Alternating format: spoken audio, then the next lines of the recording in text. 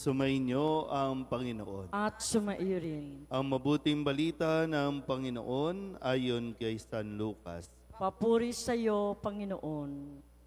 Noong panahong iyon, pumasok si Jesus sa Jericho at naglakad sa kabayanan.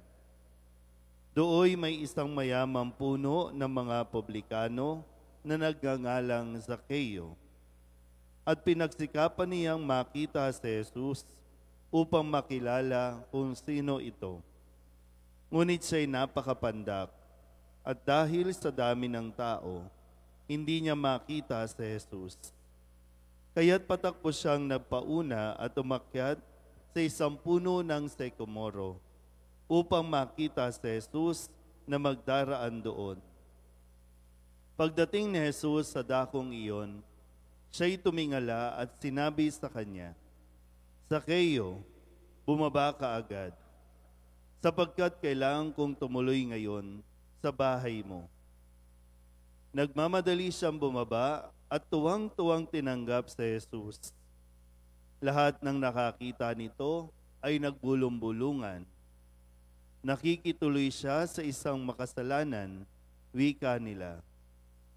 Tumayo si Zaccheo at sinabi, Panginoon, ibibigay ko po sa mga dukha ang kalahati ng aking ari-arian. At kung ako'y may nadayang sinuman, 4 na ibayo ang isasauli ko sa kanya. At sinabi sa kanya ni Jesus, ang kaligtasay dumating ngayon sa sambahayang ito. Lipi rin ni Abraham ang taong ito, sapagkat naparito ang anak ng tao upang hanapin at iligtas ang naligaw. Ang mabuting balita ng Panginoon. Pinupuri ka namin, Panginoong Hesukristo. Isang magandang umaga po sa inyong lahat. Ngayon po ay Martes ng ika-33 linggo sa karaniwang panahon. At ngayon din po ay ang aking pagpapasalamat. Nagising pa ako matapos ang gawaing kahapon at salamat sa biyaya ng buhay na may pagkakataon pa muli sa aking pong pagdiriwang sa araw na ito ng aking kaarawan. 49 years old na po. Konti na lang. At gaya po ng aking naging pagninilay, no, na ang buhay ng tao ay wala sa ikli o sa haba ng taon na nabubuhay tayo dito. Bagamat sa araw-araw ay isang pagpapasalamat sa Diyos sa bawat araw, bawat biyaya, bawat buhay ay dapat na mailaan sa Panginoon. Maraming pagsubok, maraming tukso, maraming mga pangyayari sa buhay na pumapalya, na maging tapat sa pagsunod sa mga aral at kautusan ng Diyos. Pero dahil nga po sa kabutihan ng Diyos, kaya umabot pa sa 49 years. Hindi natin alam kung hanggang kailan pa, no? Pero yun nga po, no? Sa bawat araw ay isang paalala din ito po sa akin na maging daan kung paano makita si Jesus. Unang-una na gaya po ng ebanghelyo natin sa araw na ito sa kwento ni Zaccheo na nais niyang makita si Jesus. Si Zaccheo na tinuturing ng lipunan na isang makasalanan at dahil doon ay talagang sa estado ng kanyang buhay, naging mahirap para sa kanya, no, na makita si Jesus. Pero yung paghahangad po, no, sa kanyang puso na makita niya si Jesus, yun yung mahalaga.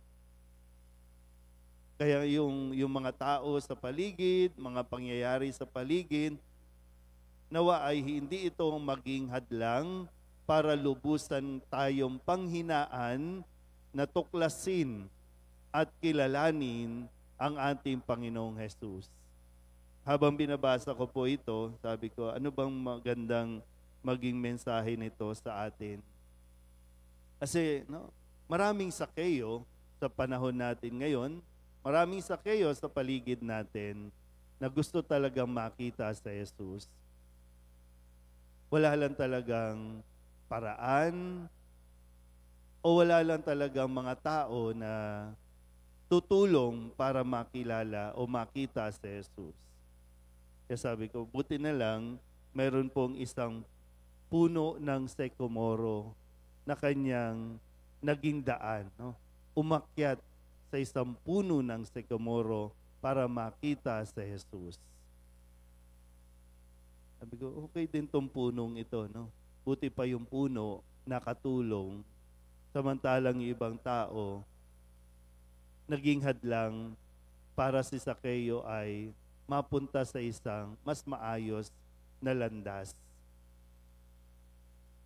Kaya sabi ko kanina, no, sana yung saysay ng buhay ko ay talagang, lalo na kahapon, no yung ginanap nating installation na ang aking pagkapari ay makatuon sana, no, at ang maging sentro, walang iba kundi yung paghahangad na makita si Jesus upang maipakilala at maipakita ko rin si Jesus sa mga tao, sa mga lugar na akin pong makikilala o mapupuntahan.